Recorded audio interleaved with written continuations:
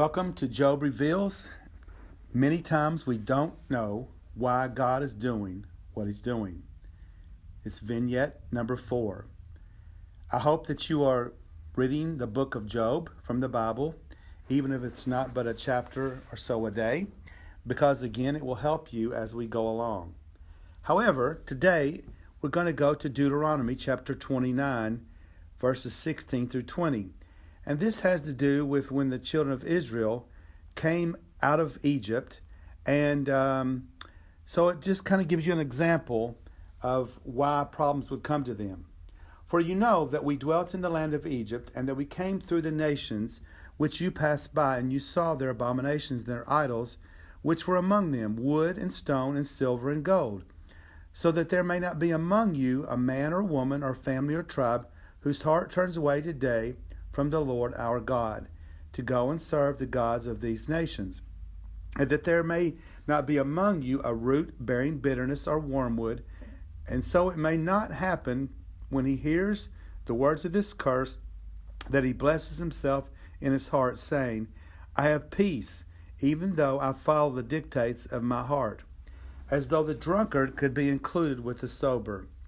The Lord would not spare him, for then the anger of the Lord and his jealousy would burn against that man, and every curse that is written in this book would settle on him. And the Lord would not blot and his Lord would blot his name out from under heaven. Deuteronomy 29, 16 through 20 again.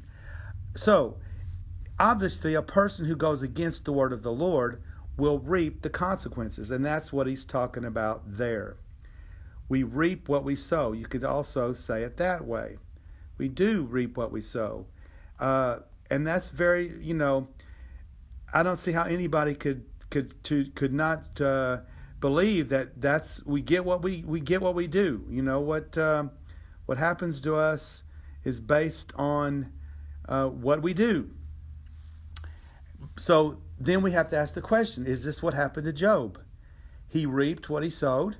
Was Job being perfected by suffering? So there's two things, that you hear said about Job. Well, he must have, even his own friends will find out, must have thought, well, Job did something wrong. He has sinned in some terrible way. That's why all these terrible things have come upon Job. Or maybe God was perfecting him, but by letting him suffer. And then we have to think about this verse here. Then the Lord said to Satan, have you considered my servant Job, that there is none like him on the earth, a blameless and upright man, one who fears God and shuns evil? So you see, the Lord himself declares Job to be righteous. We will see that through Job, we all have a problem, in that in suffering there is sometimes seemingly no explanation for it. This is such a very hard statement, and one none of us, I believe, would like to hear. And that is, sometimes we're going to suffer, sometimes immensely, and there is no reason we can find for it. We just have to trust God in his sovereignty, that everything happens for a purpose in his economy, but doesn't necessarily make sense to us. And the secret things belong to our Lord, but those things which are revealed belong to our children forever, that we may do all the works of this law. We must understand that God has secrets, yet we still need to honor him. And that's all I have for today, just because it's a hard piece to bite off, that sometimes suffering happens. Sometimes people lose a child or a spouse or any number of horrific events. And this world is going to have unbelievable trouble that's never been seen before. So how do we deal with it? Well, we just have to understand that God is in control.